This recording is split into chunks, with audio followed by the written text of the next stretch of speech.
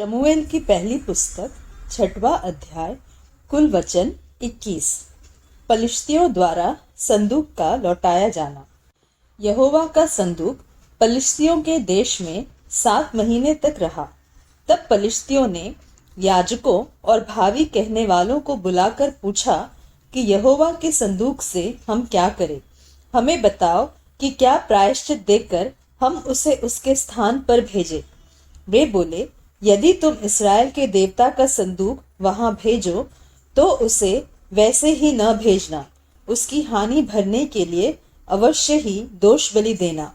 तब तुम चंगे हो जाओगे और तुम जान लोगे कि उसका हाथ तुम पर से क्यों नहीं उठाया गया। उन्होंने पूछा, हम उसकी हानि भरने के लिए कौन सा दोष बलि दे?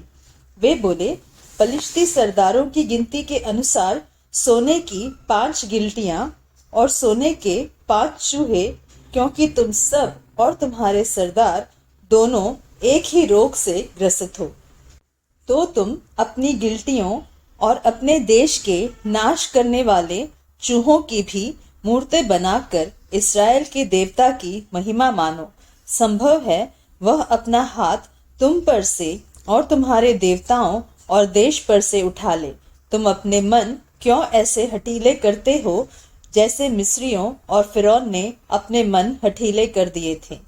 जब उसने उनके मध्य में अचंभित काम किए, तब क्या उन्होंने उन लोगों को जाने न दिया और क्या वे चले न गए?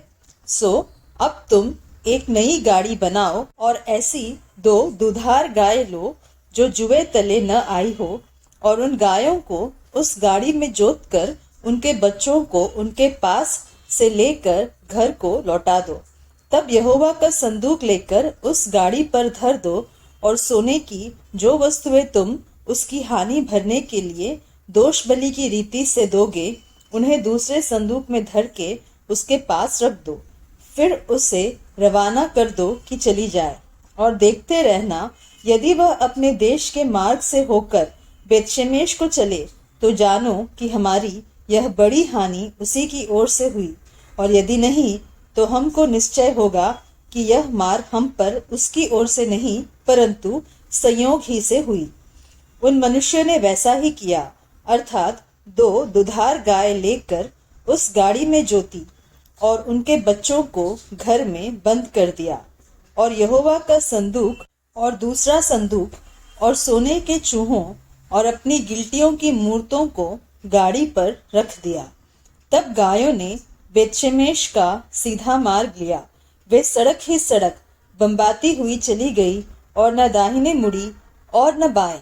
और पलिश्तियों के सरदार उनके पीछे पीछे बेतशेमेश के सिवाने तक गए। और बेतशेमेश के लोग तराई में गेहूं काट रहे थे, और जब उन्होंने आंखें उठाकर संदूक को देखा, तब उसके देखने से आनंदित हुए। और गाड़ी यहोशू नाम एक बेतशेमेशी के खेत में जाकर वहां ठहर गई, जहां एक बड़ा पत्थर था। तब उन्होंने गाड़ी की लकड़ी को चीरा और गायों को होम बलि करके यहोवा के लिए चढ़ाया। और लेवियों ने यहोवा के संदूक को उस संदूक के समेत जो साथ था, जिसमें सोने की वस्तुएं थी, उतार के उसे बड़े पत्थर पर धर दिया। और बेतशेमेश के लोगों ने उसी दिन यहोवा के लिए होम बलि और मेल बलि चढ़ाए। यह देखकर पलिश्तियों के 5 सरदार उसी दिन एक्रोन को लौट गए।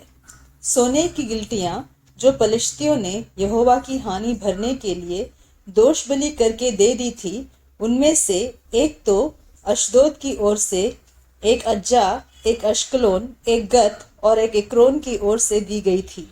और वह सोने के चूहे, क्या शहर पना वाले नगर, क्या बिना शहर पना के गांव, वरन जिस बड़े पत्थर पर यहोवा का संदूक धरा गया था, वहां पलिश्तियों के 5 सरदारों के अधिकार तक की सब बस्तियों की गिनती के अनुसार दिए गए।